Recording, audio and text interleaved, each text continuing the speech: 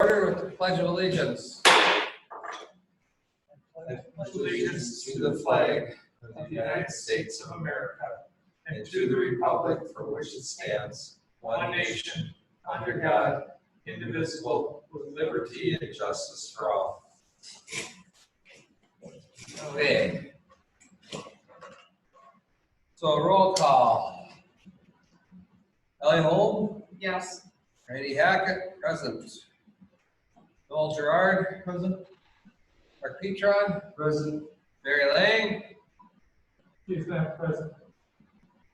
Ross Garrett. Present. Oh, and you're loud too. That's great. All right, approval of agenda. Is there a motion to approve? For a second? I'll- It was moved by Director Petron and seconded by Director Gerard to approve the agenda as presented. Any discussion? All in favor say aye. Aye. Aye. All opposed? Agenda is approved. Moving on to discussion and information and action items. Review the canvas report and declare results. I have here in my hands the abstract of votes cast for Independent School District number 485. Is that the same thing that was on the, It's identical. is that all that they send to the school? That's all they sent us. That's it right there. Yep. Okay. So we have, suppose we have to, do we have to read these out loud, John, or That's up to you. If everyone's had a chance to look at it. everybody had a chance to see the votes? I'm gonna look at it. I talked to Joyce up at the auditor's office. Yep. in the county. She said they sent, more than just. That's all I received for what Julie received. She's the one that gets it from the town. I wanna get a hold of Joyce and find out what happened to all Joyce, who, the auditor, county auditor's office.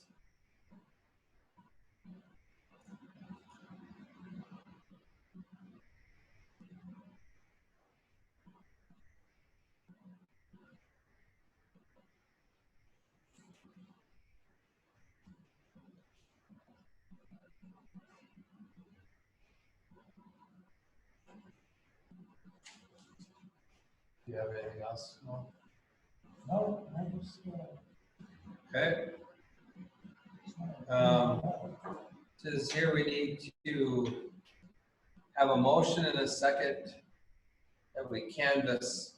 Does anybody want to enlighten me on what canvass means? yeah, let's get a briefing on what exactly What does canvass we're mean? doing here. that's where you review the votes. Just, Yeah, you review them, you look over all the votes, not the physical votes that's already been done. That's what the auditor's office does, it's what the other committee does.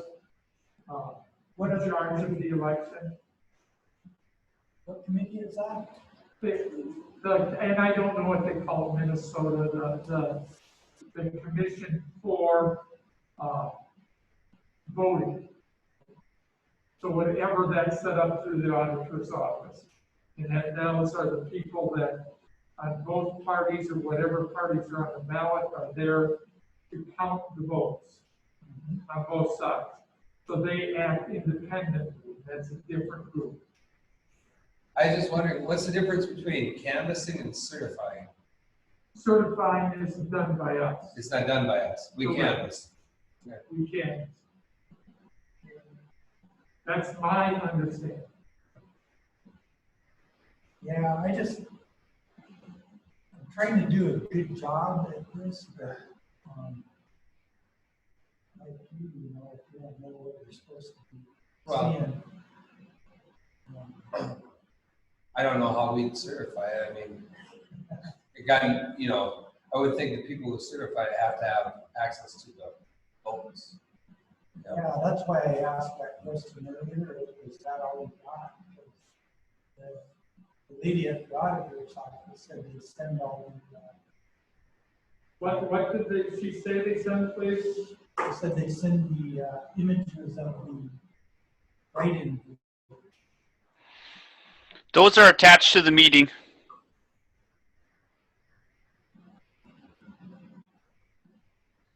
Do you have them, Randy? Either on my computer, I don't have it here.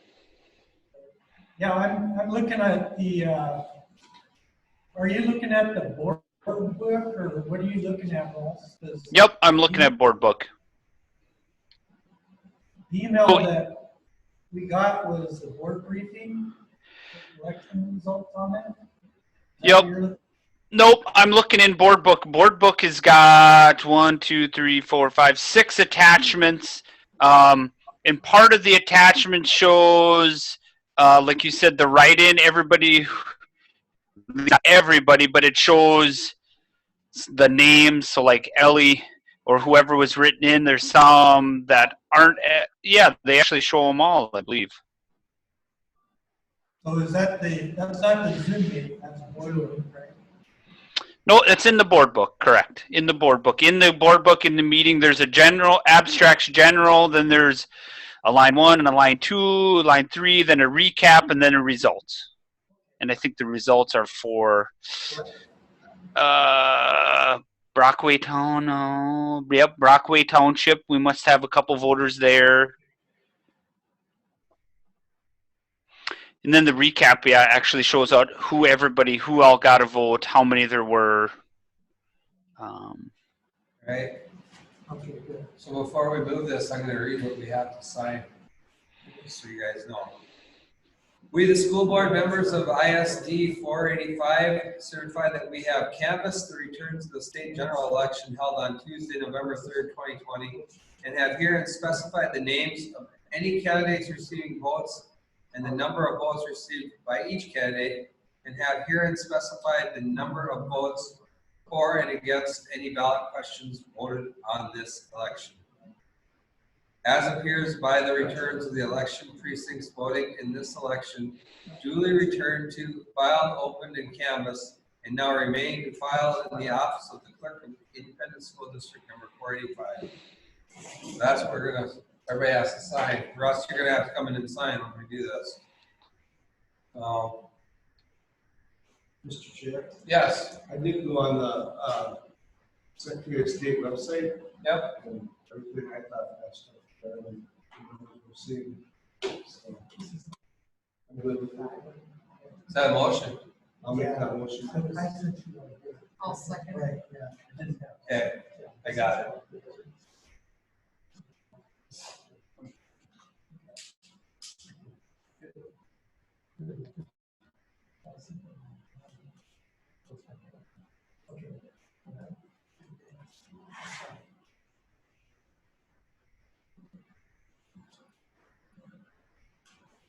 It was moved by Director Petron and seconded by Director Holm to approve the canvas report that will become the official election results. Any discussion? All in favor say aye. Aye. Aye. All opposed? All abstain? Motion passes 5-0-0. Informational distance learning. Yes, Superintendent Phelps. yeah, and I think we have some other people online to help us out, but just let me check on the picture. Let's see who we have. Okay, good. All right. Today, I notified you that we're running into problems now in the elementary school as well with absentees, with a number of different people. It's increasing kind of by the day. You get one back, you lose two the next day. So we understand not everybody has COVID-19. The problem is contact tracing And when the contact tracing is done, it sends it back. There are three kinds of problems we're finding. We're starting to lose students now also, and students with COVID at the elementary. And of course, we lose more and more people when that happens, because that's students in class. Part of it is from what happens in the family for one reason or another. Somebody has it. Some is not following the protocols that have been set down to cut down on the spread of it. And that's true of some families, and it's also true of staff members. That staff members might go someplace together, and we'll lose a number of different staff members that way, all at once. As a matter of fact, we'll probably have one coming down shortly with that. So it just it's been increasing, and we're running short of people. We can't find anybody. We lost one sub that was here on a daily basis for us. We lost that individual because she no longer wanted to be here with COVID going on and with the increases of stuff. I know a lot of our staff are concerned with that. Do you have anything to add to that, Joel? I thought Joel was on. Can you hear me? Yep. Just numerous staff throughout the last few weeks in all areas, paras, secretarial staff, office staff, teachers, bus drivers. We're in a predicament where we got to a point where to go distance learning at the high school was we just didn't have enough staff to cover the day-to-day operations that were going on, and it has proven to be the right decision because it has become more difficult in the past. Even since we made that decision last week, the amount of people that we have out in all of these areas continues to grow. Not all of them COVID, but you have family contacts and kids and other things that are happening. You're having an increase in the amount of exposure to COVID. So I am very concerned about how I'm glad we went distance when we did, because we would have been forced into having to shut it down for a few days just to get our feet underneath us. So at least at the 6-12 level right now, it looks like going to distance was the right decision based on the data and personnel that we're seeing. Tony? Yeah, just echo what Joel had said. And it becomes difficult, when kids, and we get notified of close contacts at home, because it's 24 days that these kids and these households are out with a positive case as a close contact. And in some cases it's, people that work with the school that need to be out that long because of close contacts and a positive case within the home. So it's difficult all around. Before all this took place today, I gotta close this so it doesn't repeat. Before all this happened today, when I looked at the numbers with Tony, the problem was what was going on at the elementary. What was going on in elementary is the same thing we saw a little over a week ago with the secondary. And it's very evident what's going to happen. So we want to get ahead of it, give our parents a chance to get the distance. We're going to try to stay open all this week and then move out of it by December 7th for them. There's a problem with this, and the problem very simply is what's going to happen from there with the siblings that are in the secondary that normally take care of the kids. That hasn't been a problem up to now. So the recommendation after we talked about it as an administrative staff today was that we need to extend the secondary, and we're not seeing any improvement. If anything, it's getting worse in the secondary until the 7th of December, when we plan on bringing back the elementary at this And tonight it's just, letting you know what's going on next week. You can finish up and have a discussion on that, but we felt it's very important. Phil, what did you see going on at the elementary the last few days? Well, it's similar in more staff out and the problem with covering for staff. Just recently, we lost our MAP supervisor and our main MAP person, so we're even struggling with MAP. We're for music, we're having our music classes in the media center with Kathy Pops. So we're just like holding those kids. She's doing a nice job with that. People out at the first grade, kindergarten. So, and adding all the paras to that, we're just barely making it. And as John mentioned, the one sub we did have decided not to sub.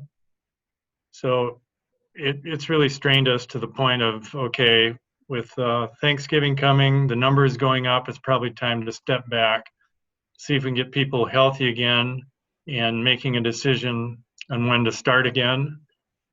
Set that December 7th time, and it's not bad timing because of Thanksgiving break in there, so it's not a long period of time, but it's probably optimistic, even thinking we'll be able to get back on December 7th, but it's a goal anyways that we have right now. So I think it's similar to what Joel and Tony have said about the main problem being the staffing and then the contact tracing that goes back with quarantining students. Even if they don't have COVID, they're out for a period of time because they were around somebody that did.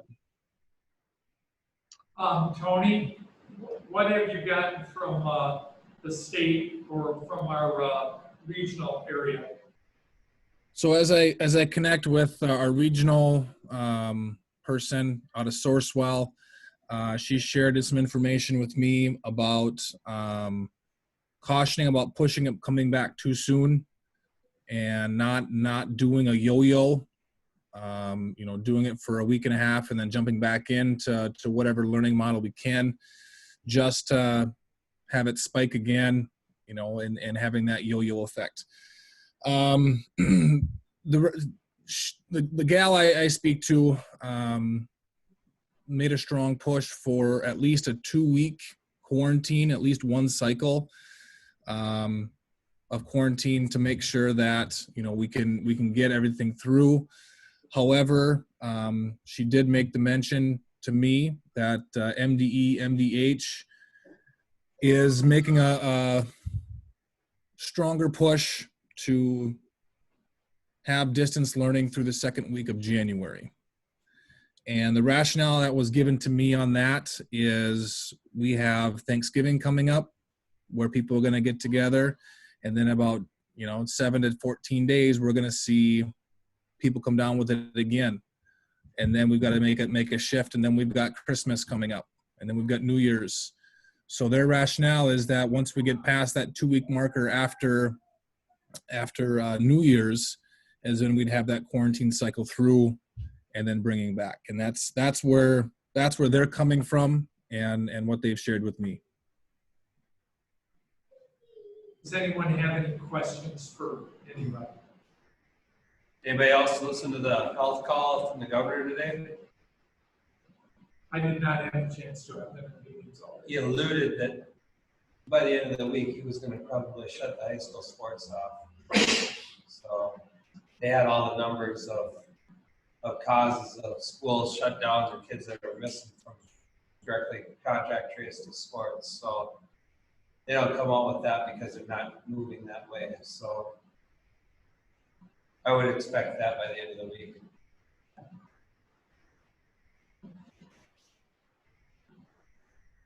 If you have no other questions, then I guess we're done with the Great. informational part. We'll move on to the meeting next week. All right, I entertain a motion to adjourn. Nothing else? I'll make a motion. I'll second. Moved by Director Gerard, seconded by Director Holm to adjourn the meeting. Any discussion? Hearing none, all in favor say aye. Aye. Meeting adjourned. Aye. Thank you very much.